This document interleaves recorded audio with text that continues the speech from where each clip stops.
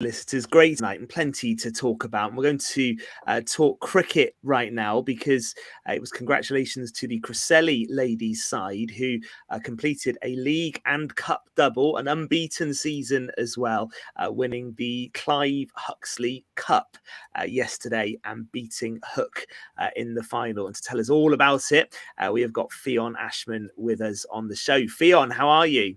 I'm good, thank you. How are you? Yeah, we are very good. Congratulations, first of all. How good was that yesterday, winning that trophy? I think it just topped off an incredible season, really. To go on all the season undefeated. We played some tough games throughout the season, but we've come up on top every time. And just to finish off yesterday with that was a bonus. So it was great for everyone. I'll just do a quick overview and then you can tell us the story. So we've got the stats. You won by 5 wickets. You batted first. You scored 60 for 8. And yeah, you were set, I think, was it 73 to win in your second innings? So a decent victory there. What was it like to take part in it, Fionn? What was the atmosphere like? It was a really good day. Luckily, I've been able to play in a few cup finals now. So I loved the day from start to finish. Like, we met for breakfast as a team, jumped on the bus, everyone together to Stackpole, and then it was just a great day from there. I think we won the toss and chose to field first, and we did really well fielding, bowling, restricting them to 60. Yeah. We then passed that in the first innings and it ended it on 81, so we were 21 runs ahead. And you played a big part in that first innings, didn't you? Yes, I had 35 not out with a runner after, unfortunately, getting an injury field in the first innings, which wasn't how I wanted the final to go. But I'm happy that I was able to contribute in some way yesterday. And then after tees, Hook batted very well. Casey Aaron scored 42, I think it was, not out. Which then set us a total of needing 73 to win. And yeah, there was some nerves, I think, from everyone. It was tense. Yeah. We knew we could do it. We are fortunate to have a great squad this year that everyone can bat all the way down. So I knew that we had strength and depth to be able to achieve it. It was just nerves, and on the day you don't know what's going to happen. So, but luckily we did it, and we passed it, and yeah, we won the cup. So, and you talked about your squad there. You've probably partly answered my next question, but obviously Chrissy Toy had a great year in charge as captain. What's been the secret to success? Because like you said, you've won cup finals, you won league titles before, but to go through a whole season unbeaten is obviously something unprecedented for you guys. What's been the key behind it? Chrissy Toy's been a fantastic captain and leader throughout the whole season. She's made it fair. Ever the squad's rotated. You're not guaranteed your space in your team. We've trained hard. We start training quite early before the season, and we do train quite hard, like fielding, bowling, batting. Got to give a shout out to Tom Arthur. He comes along every week, helps us train, gives us tips, so all of that, and a lot of the men do, to be fair. It is a whole club ethos. Everyone helps everyone, and we signed Ava Midgley this year. She's come in and played a massive part in our success this year. Bowled fantastically, and taken some key wickets. But I think we're just so close as a team. Like, we're all friends. We'll all hang out with each other. We always stay for a drink after training or after a game. Like, it's just a togetherness, and I think we like to play with smiles on our faces, having a bit of a joke, having a bit of a banter, and I think that's what really sets us apart from other teams, as in there's just a massive togetherness, and we just all want to do well but also enjoy the game at the same time. Good. Yeah, it's great to hear that you're a close-knit family, really, Fionn. That's important, to enjoy your sport and be together. There's no better feeling than being in a changing room.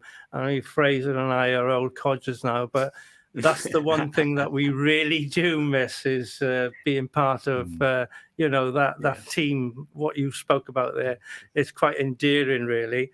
But moving on to you personally, Fionn, what sort of season have you had? Because you actually play in the Pembrokeshire League for Cresselly as well. Has that helped your season as well, playing every week on a Saturday with mixed abilities? Yeah, so I've played for Cresselly Thirds with some of the younger boys and Neil Lewis as captain. And Great. I have to say thank you to Neil because he gives me the opportunity a lot of the weeks to come and play for the Thirds, which has helped me, I think, massively with my batting. Also this year we've had the County Ladies has been set up. And we've played against some top opposition. And again, luckily, I'm very thankful that I've been involved in that and had training with some great coaches and between ourselves. And we've just improved individually and through playing with the men, quicker bowling. I've just really enjoyed it. I just love cricket. Summer is cricket, literally every day. The more cricket I play, the more I feel comfortable then batting and bowling, and I feel like I've had a good season up until now. So, how would you say generally at the moment in Pembrokeshire, Fionn, like participation numbers are? Obviously, it's great what you've described at Cresselly and a real kind of one club ethos across the county. Are you seeing more girls keen to start playing cricket and take advantage of these opportunities that are there now? Yeah, I'd say so. I think women's cricket in Pembrokeshire is on the up again. We got back to 2 divisions. I think at the moment in our club we've got loads of girls and ladies that want to play cricket. And I don't know, perhaps potentially next season we could look at having a seconds team, I'd say. And I think there's other clubs now that are starting to get ladies involved. I don't really know much about other clubs, but I know certainly in Cresselly there's loads of girls coming through, like under 9s, under 11s, which is a great pathway into senior cricket then. And a lot of our young girls are playing West Wales cricket and county cricket and everything like that. So I think the pathway's so much better now for girls and ladies that want to play cricket. And with it being on telly all the time now, the 100, for example, I think it's just setting a good example that they can go on and play cricket at such a high level now. Yeah. How important do you think are the All Stars and Dynamos programs and things like that for you? Because they're obviously things for boys and girls, which have introduced a lot of youngsters into cricket, and of course the softball league, which sits below the hardball league in women's cricket, which has introduced a lot of people into cricket. In fact, more older people as well who maybe didn't have the chance to play when they were younger, female players when there wasn't that pathway that you've just talked about, and now being introduced to it at softball and deciding if they like it enough to progress further and playing hardball. Is it important we keep embracing those things as well? Yeah, I really love the All Stars and Dynamos, getting the young children involved, learning some really, because cricket can be a difficult skill to learn technically. So starting from a young age and just giving those like fundamental skills to just build, and you never know, you could find like your next Joe Root or Sophie Ecclestone in your club. Like you could be building something for the future. I really do love the softball because I think a lot of ladies and girls who've never played before are a bit daunted by the fact it's a hard ball. So I think softball is just an easier format and a lot nicer way to break yourself into cricket before then progressing and moving on to the hard ball. It's interesting what you say about the 100 as well, Fionn, because I know the 100 gets a mixed response, doesn't it? A mixed reception. Some people who are passionate about the longer format of the game don't like it. My view about the 100 actually is that it's just another form of the game we all love. And I think one of the really good things about the 100 is what it's done for the women's game. And I've watched plenty of it in the last week or so. But to have the women's version of the 100 on Sky Cricket, day in, day out, that's good, isn't it, for getting people introduced to the game and to be able to see it? Would you say that the 100 is doing a good job for the women's game in particular? Yeah, I know it's very controversial. Some people like it, some people don't. I just think it's a fun game. I think it engages especially younger people. And yeah, I think, and to have it on telly and it be women's and men's together, and it's a great day out. I've been to many of the double headers up in Welsh Fire, and I love it. And I think it's just important for people and young people to have role models, especially female, for young girls to look and see that there's females on the telly all the time, or when they go and watch them live and stuff. I think it's massive. And I think female sport, especially on a whole, has come on so much. And to have, like, at the moment, you've got the 100 cricket, you've had the Netball World Cup, the Women's Football World Cup's on at the moment. It's everywhere, and it's just great to see. Yeah, I think that's the one of the best things to come out of the 100 is it's made cricket more accessible. And actually, we say that you say that some people don't like it. Gordon absolutely loves it. He's been crying out for the 100 for years, haven't you? I'm always for the short version game. I just like the bish bash, the wickets. It's just more exciting. It's entertaining, and that's what people want to watch. Yeah. He'd be annoyed the Clive Huxley Cup was 2 innings. Yeah. Well, that's another point. They only Exactly. usually have 1 innings, don't they? You could have been in the bar a lot earlier, to be honest. Yeah. Listen, Fionn, whilst we've got you as well, obviously very passionate about your cricket, but we've spoken to you before about your football as well. I know you picked up an ankle injury yesterday that you mentioned, and you had to bat with a runner yesterday. But football going well with Carmarthen Town around pre-season time now, yeah? Yeah, pre-season time now. I played last weekend. I played against Barry Town, strong opposition in the Welsh Prem. But yeah, pre-season's going really well. Had lots of new signings again. Luckily, won the league last year, so got promoted. It's a project at the moment. It's new. It's literally last year was the first year Carmarthen Town have had a women's team. But there's plenty of back in there from the board, and they want us to do well, and they want us to build. And hopefully, you never know, next few years we could be pushing for a Welsh Prem spot ourselves, or at least the division below, the Adrian South. Fionn, to play in these higher standard football, if you like, I know you say Carmarthen Town are rebuilding, but I know you've been to Swansea City, you've been to Aberystwyth, you've been to Carmarthen. You still have to travel, really, to play football, don't you? It's still a concern of you that there isn't perhaps the pathway in Pembrokeshire for women's football like there is in cricket in the way you've just spoken about, and why isn't there? I don't really know the answer to why there isn't, because the talent down here is unbelievable, and I think a lot of it gets missed because I think you've got to be a special person to want to travel as much to play at those higher standards, and I think it's for a lot of sports. I think Pembrokeshire has missed out a lot in different sports, but especially football. I think you look at Harry James, I think I've mentioned it before, but like there's been loads down here that have represented Wales at loads of different age groups, but we've always had to travel. And Carmarthen is actually the closest football club I played for.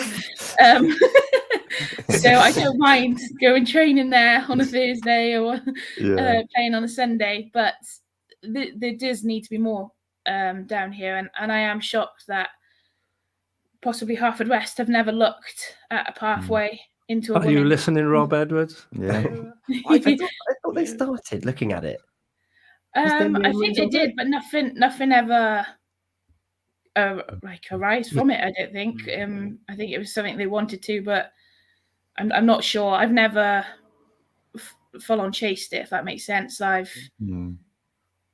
It's just unfortunate, but we just got to keep encouraging the girls that something will eventually, hopefully, come. And for now, just keep going. And if you get an opportunity to go and play for Swansea or play for Carmarthen, or take it, because you never know where it'll stop. Then you could be on a flight with Wales playing in USA like they were a few weeks ago, which was a great advert for Welsh football again. Yeah, I think that's one we'll definitely try and follow through, actually, because Haverfordwest do a load of great stuff in the community. They have done these last few years as well. It would amaze me if a women's team at some point wasn't on their agenda, the direction the club's going in. So we'll definitely push that along, Fionn, as well. And we should talk to you about the World Cup as well, because the Lionesses had a nervy win this morning, didn't they? Can England go all the way, do you think? What did you make of it this morning? I think it was a very nervy game. Mary Earps again, outstanding. I think she's great at the moment, great role model for any young girls out there that want to be a goalkeeper. I think they're lacking something, aren't they, from the Euros? And I know they've got players out like Leah Williamson who are massive players that you're going to miss, and Beth Mead, but I think James might be out now. At least a game. Start to the tournament, but I think it's just a bit of, I don't know what happened there. She's just lost her head. It was her David Beckham moment, wasn't it? Really? Yeah, and I felt for her in a way because she's had such a great start to the tournament, and I think this is what she's going to be remembered for now for a little while, I think. But hopefully now, Wiegman will have them in, chat to them, and see who they got. Colombia or Jamaica, again, a different test, someone they're not used to playing, different kind of football So I hope they do go all the way. Even being Welsh, I do hope they go all the way, because I think it'll be good again for football, women's football again for the UK. You are right there. They do just seem to have a bit of a struggle breaking down some of these non-European sides. And I think it's experience, really. They haven't played against some of them. And Nigeria was so athletic, weren't they? So powerful. Yeah. Didn't give them any room. But if you haven't seen that Chloe Kelly penalty, I don't know if Fraser Gordon Tom have seen that this morning, the winning penalty. That is how to take a decisive penalty. Ice cool, smashed it in the top corner. Thank you very much for in the quarterfinals. And I think that could be the turning point of the tournament, I hope, anyway, for England. And we might see them go all the way. Listen, we're going to have to leave it there, Fionn, but it's brilliant to have you on the show, as always. You are always welcome. You're doing a great job promoting women's participation in sport in Pembrokeshire and beyond, so please keep it up. Thank you. And pass on our congratulations as well to everyone at Cresselly on that unbeaten season. League and Cup, that's some effort, isn't it, to go the whole season without losing? Get some ice on your ankle as well, mate. Yeah. Yes. Cresselly make finals day in the 2020 again. Exactly. And you got your football and indoor cricket perhaps to come as well, Fionn. So yeah, get yourself fit, get yourself better, but well done on yesterday. And thank you for being with us. We'll be back in just a sec for the final part of tonight's Pure West Sport. Pure